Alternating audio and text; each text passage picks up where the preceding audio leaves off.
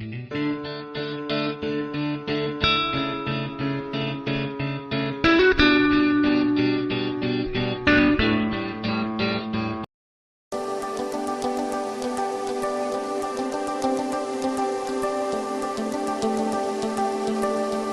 To princess app.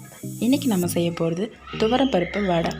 துவரம் பருப்பை நம்ம செய்கிறதுக்கு 2 மணி நேரம் முன்னாடி ஊற வச்சா போதும். அதை இப்படி மிக்சியில் போட்டு சாஃப்டாக இல்லாமல் கொஞ்சம் நொரன்னு அரைச்சிக்கோங்க. அரைச்சி அந்த மாவை எடுத்து தனியாக வச்சுருங்க. அது கூட 2 பச்சை மிளகாய், கொஞ்சம் இஞ்சி ஆட் பண்ணிக்கோங்க. நான் பெரிய சைஸ் வெங்காயம் 1 ஆட் பண்ணியிருக்கேன். தேவைக்கேற்ப கருவேப்பிலை, கொத்தமல்லி ஆட் பண்ணிக்கோங்க. பெருசீரகம் கொஞ்சோண்டு ஆட் பண்ணிக்கோங்க. சால்ட் மறந்துடாதீங்க.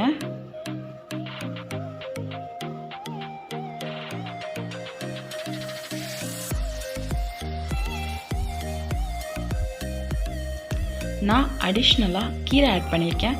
சின்ன குழந்தைங்களாம் கீரை சாப்பிட மாட்டாங்க இல்லையா, கீரை போட்டு செஞ்சால் சூப்பர் டேஸ்ட்டாக இருக்கும்.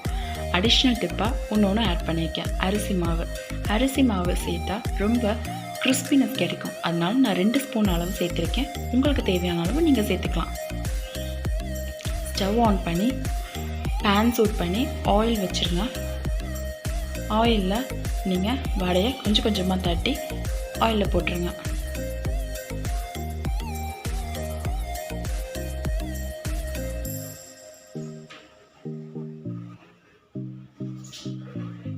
மறக்காமல் ஆயில் ஹீட் ஆனதுக்கப்புறம் போடுங்க.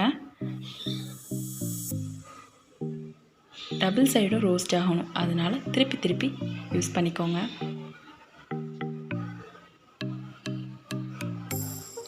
இப்போவே பாருங்கள், ரொம்ப கிறிஸ்பினஸாக இருக்கு இல்லையா?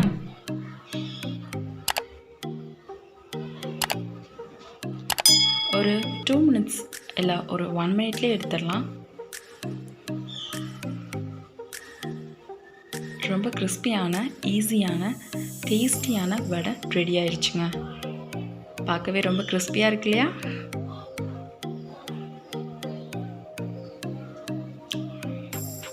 இதே மாதிரி நீங்களும் உங்கள் வீட்டில் கிறிஸ்பியான, டேஸ்டியான, ஈஸியான வடை செஞ்சு பார்த்து கமெண்ட் செக்ஷனில் மறக்காமல் கமெண்ட்ஸ் போடுங்க.